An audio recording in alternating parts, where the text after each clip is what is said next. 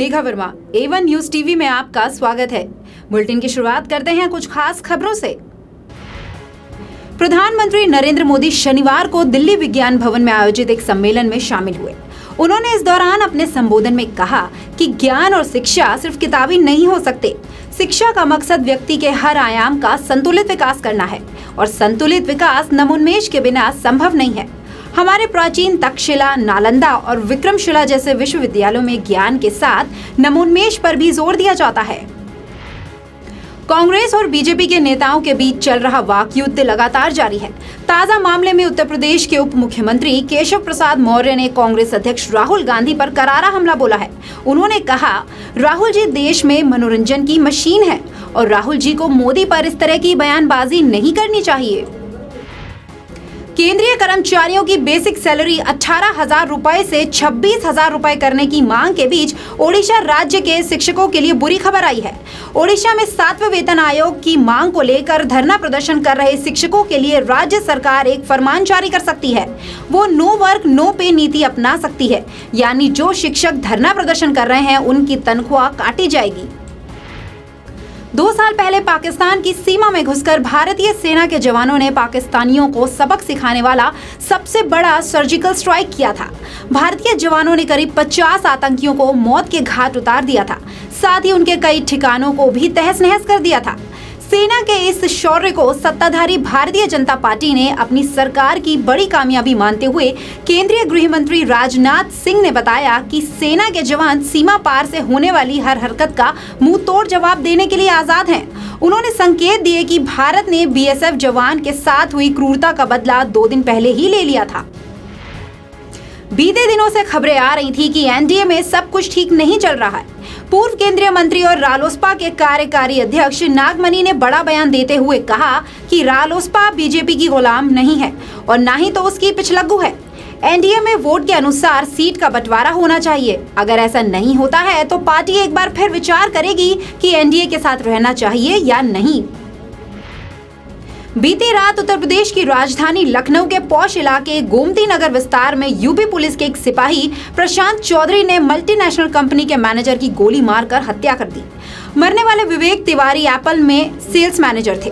विवेक को उस वक्त गोली मारी गई जब वो अपनी सहकर्मी को ड्रॉप करने जा रहे थे। बताया जा रहा है कि विवेक रात को अपनी सहकर्मी के साथ लौट रहे थे।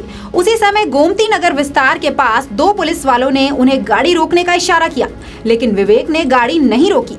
इसके बाद विवेक की गाड़ी पर फायरिंग की गई, जो सीधे उनके सर में लगी, जिससे उनकी मौत हो गई। इस मामले में आरोपी कांस्टेबल प्रशांत चौधरी को गिरफ्तार कर लिया गया है। आपने कई बार मोबाइल ऐप के जरिए कैब बुकिंग की होगी और ड्राइवर ने आखिर समय पर आने से मना कर दिया, तो अब परेशान होने की जरूरत नहीं है।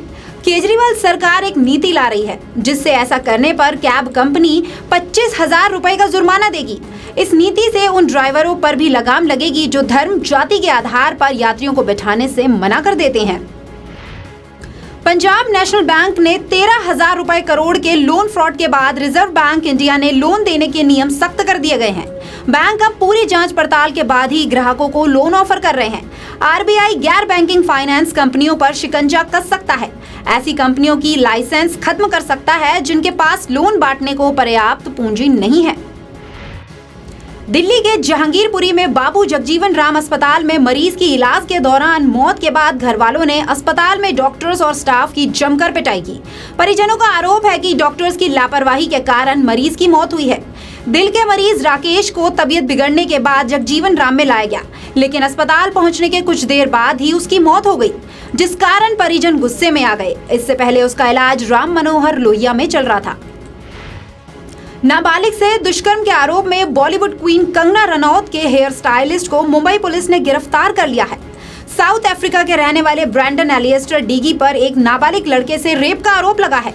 ब्रैंडन पर पॉस्को एक्ट के तहत मामला भी दर्ज किया गया है। कोर्ट में पेश करने के बाद उन्हें 3 अक्टूबर तक पुलिस कस्टडी में रखा गया है। इंडोनेशिया में शुक्रवार को आए शक्तिशाली भूकंप के बाद सुलावेसी द्वीप पर पालू शहर में सुनामी ने कहर बरपाया। भूकंप के कारण कई इमारतें जमींदोज हो गई। इसमें सैकड़ों लोगों के मरने की खबर है, जबकि इंडोनेशिया के एक अस्पताल में इस हादसे में 30 लोगों की मौत की पुष्टि भी की गई है। इस भयंकर आपदा से कई लोग अपना घर भी छोड़ चुके हैं। निजामुद्दीन राजन के अनुसार पूरनपुर पीलीभीत दूरिया के जंगल में टाइगर ने एक युवक को अपना शिकार बनाया। वहीं जंगल विभाग के लोगों का कहना है कि मृतक जंगल में फूल बीनने गया था, जहां टाइगर ने उस पर हमला कर दिया और युवक की मृत्यु हो गई। जबकि परिजनों का कहना है कि मृतक कल सुबह से अपनी रिश्तेदारी में गया था, जब वो घर लौट रहा था तभी से गायब है। जानकारी मिलते ही पुलिस मौके पर पहुंची और शव को कब्जे में लेकर पोस्टमार्टम के लिए भेज दिया गया। मृतक लक्ष्मण पुत्र भगवान दास निवासी सिमरा घुंगचाई का रहने वाला है। रात में ये जंगल में गए होंगे शाम को धरती फूल लेने के चक्कर में, वहाँ टाइगर ने इनके ऊपर अटैक किया, जिससे इनकी मृत्यु हो गई दुर्घटना में। ये जानकारी मिली एरिया इंस्पेक्टर द्वारा बताया गया कि सुबह लगभग 7:45 बजे किसी बाघ ने एक व्यक्ति को खा लिया है। अब जब मैं मौके पर पहुंचे इंस्पेक्टर साहब तो पता लगा कि वो जो घटना स्थल है वो बंडा थाना क्षेत्र के अंतर्गत आता है। जो दूरिया वन क्षेत्र है उसी में बंडा का भी कुछ एरिया लगता है, वहाँ पर लाश मिली है। और ये जब पता लगाया गया तो ये व्यक्ति जो है लक्ष्मण है, जो सिमराया गांव पड़ता है घुंगचाई चौकी में, वहाँ का रहने वाला है। लगभग 25 से 30 साल के बीच में आयु है इसकी। और ये इसके फैमिली वालों का कहना है कि ये हम कल से ढूंढ रहे थे और आज सुबह इसकी लाश मिली। मुन्ना सिंह के मुताबिक यूपी के बलिया में फर्रुखाबाद को जाने वाली उत्सर्ग एक्सप्रेस में रात करीब 8:30 बजे बलिया रेलवे स्टेशन पर एक यात्री गंभीर रूप से घायल हो गया। हादसा तब हुआ जब यात्री ट्रेन पर चढ़ रहा था, तभी उसका पैर फिसला और वो ट्रेन और प्लेटफॉर्म के बीच में गिर गया। घटना के बाद आरपीएफ और जीआरपी की टीमें गैस कटर से प्लेटफॉर्म के फर्श को काटकर उसे बाहर निकालने लगी और उसे अस्पताल पहुंचाया, जहां डॉक्टर्स ने उसे मृत घोषित कर दिया। बात यो है कि 2 औरत और 2 जेंट्स वो चढ़कर पहले चढ़ गए थे, फिर उनके पीछे ये चढ़ रहे थे ना दौड़ धूप कर में, तो वही गिर गए थे।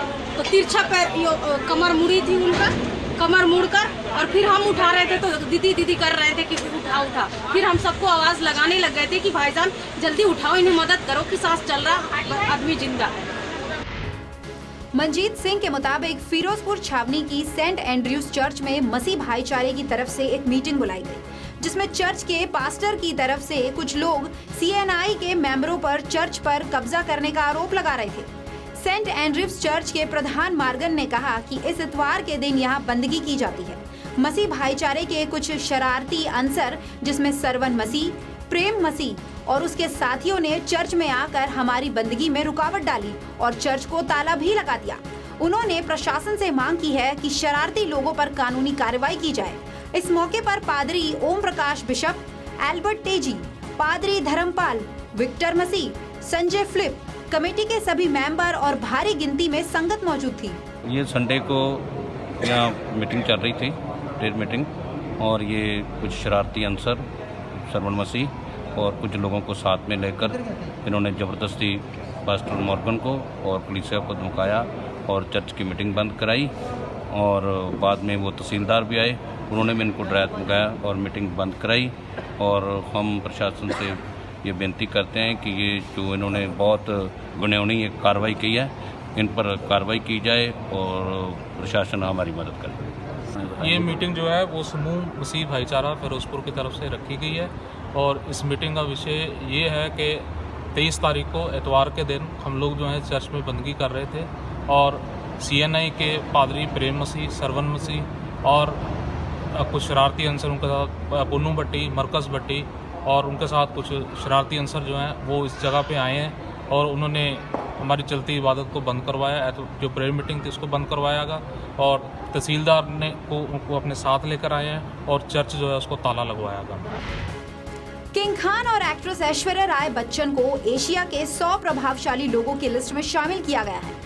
इन एक्टर्स को जानी मानी मैगजीन एशियन जियोग्राफिक मैगजीन के कवर पर जगह भी दी गई है। शाहरुख और ऐश्वर्या राय बच्चन के अलावा सूची में सचिन तेंदुलकर, कारोबारी मुकेश अंबानी, अर्थशास्त्री अमर्त्य सेन, महिला व्यवसायी किरण मजूमदार और राइटर अरुंधति राय भी शामिल हैं। दिन भर की ताजा तरीन खबरों में फिलहाल मेरे साथ इतना ही। आप देखते रहिए A1 न्यूज़ टीवी। नमस्कार।